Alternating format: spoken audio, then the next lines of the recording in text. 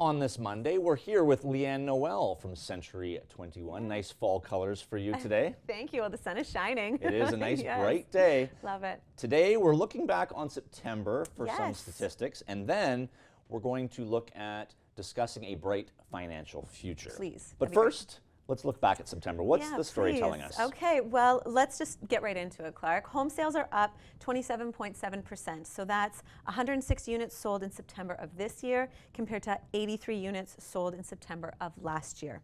New listings are also up 22.2%. 143 new listings added this September, and that's comparison to 117 listings added September of last year.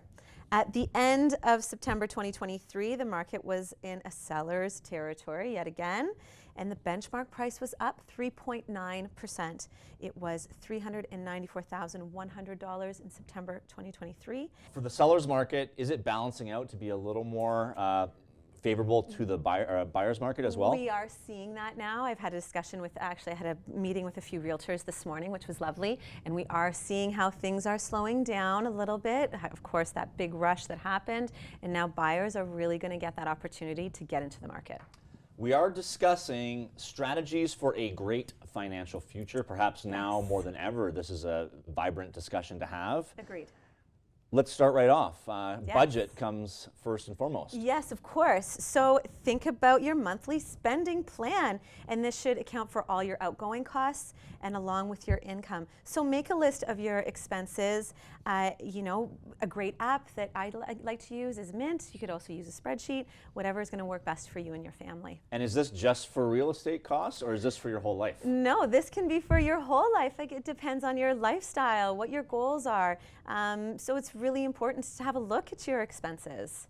One of those expenses, fixed. Fixed expenses. So these are ones that must be paid and that cannot be changed right now. So think of your mortgage, perhaps a rental, a car payment, your grocery budget. You want to think of your utilities and your insurance.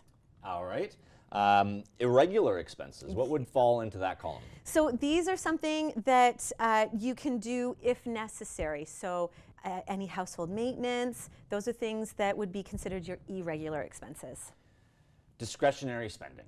Okay, so these are your wants, not necessarily your needs. I want people to think of a gym membership, any gifts, entertainment, travel, things of those nature. And in the app that you're using, is this all this itemized where it's correct. pretty easy to fall in? Exactly, it's correct. You just fill in the blanks essentially, and then it'll calculate some great numbers for you. Building a reserve. Yes. Is this aside from life savings? Is this a separate category? It can really be both essentially, or one of the same if you'd like. And you really want to think about saving 10% of all your income earned. A really nice cushion to have if you do unfortunately fall on hard times is think of having at least 3 months of your income set aside. Technology these days makes pretty much anything automatic, and savings can be one of them. Yes. So how would you go about doing so? Think about autopilot, right? Think about an automatic transfer. I have a great account set up with my place of employment. I'm sure if you did reach out to your boss that they could do the same, where you don't even see it come off your paycheck, and then that saving can go towards multiple things if you're thinking about maybe a lovely holiday, retirement, and of course being in real estate if you're looking for that down payment for a new home. And does this take stress off your financial situation doing this? It could. I mean, let's be honest, financial situations can be stressful. That's just the nature of the biz, let's say. But it does give you, let's say, clarity, Clark, around what you can do, what maybe you shouldn't do at this time. You know, do you have children? Are they planning on doing post-secondary education? What does that look like? I think it's more peace of mind that you know what that path looks like for, again, you and your family. Okay.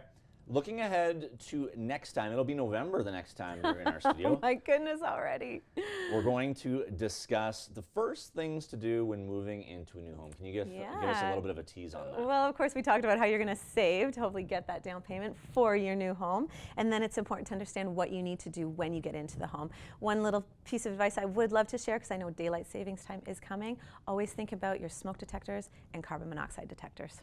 Leeann Noel, Century 21, putting safety first. Thank you for coming in on this Monday. Thank you so much, Clark.